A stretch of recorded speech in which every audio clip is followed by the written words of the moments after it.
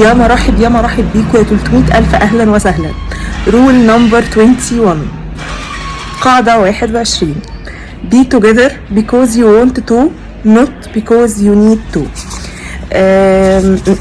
كاتب في الآخر مبروز لنا كود بيقول So why are you with them? Because you want to be. Isn't that fabulous? خلينا نكون مع بعض علشان احنا عايزين ده، مش عشان احنا محتاجين لده. ايوه، ايه الفرق يعني؟ خلينا نكون مش مثاليين قوي ونقول ان اي حد بيكون في علاقه مع حد هو بيبقى عاوز حاجه، يا اما عاوز اهتمام، يا اما عاوز يكون اسره، يا اما عاوز حد يدعمه، عايز مش عارف ايه، عنده احتياج. لازم يعني كلنا عندنا احتياجات انسانيه، ولكن الاحتياج ده مش ما ينفعش يبقى هو بس يعني احتياج واحد هو ده اساس العلاقات. لازم احنا نكون عاوزين نكمل مع بعض، احنا بنابريشيت بعض، احنا حابين طباع بعض، احنا عايزين نكمل مع بعض،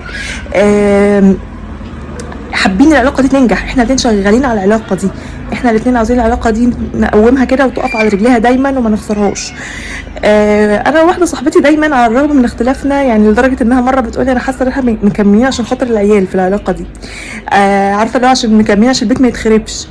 والحقيقه في ناس بتفضل دايما في علاقاتها، طبعا انا ما اقصدش هنا بالمعنى الوحش اللي هو بنزق الدنيا وخلاص، لا، انا اقصد اللي احنا شغالين على العلاقه بايدينا واسناننا، حاسين ان دايما في حاجه ربطانا ببعض اقوى من اي احتياج. يعني حتى لو انا مش عارفه اخد احتياجي ده، ما هو انت لو عاوز اهتمام، الشخص اللي قدامك ده مش هيفضل يهتم بيك 24 ساعه، هيجي فتره ويأثر. لو عاوز تكون اسره، يعني ممكن لاسباب ما ربنا هو عايزها ما تخلفوش مثلا خالص، او الخلفه تتاجل او كده، فهل ساعتها خلاص يعني ما كونتش اسره فخلاص هنمشي ونسيب بعض، ولا الدنيا هتمشي ازاي؟ ففكره الاحتياج موجود وكل حاجه عشان ما نبقاش مثاليين قوي، ولكن ده ما ينفعش يتبني عليه علاقه. لازم نكون عايزين العلاقه تنجح. ربنا يحطنا في علاقات مريحه لدرجه اللي احنا نبقى بنعافر فيها بايدينا واسناننا واحنا مبسوطين، لان كده كده هنعافر. التعامل مع البني ادمين، البني ادم مع البني ادم صعب، فيا رب نكون بنعافر في الاتجاه الصح مع ناس تستاهل، وتكون معافره كده واحنا مرضيين ومبسوطين من جوانا، مش معافره واحنا حاسين بتعب وبعبء. السلام عليكم.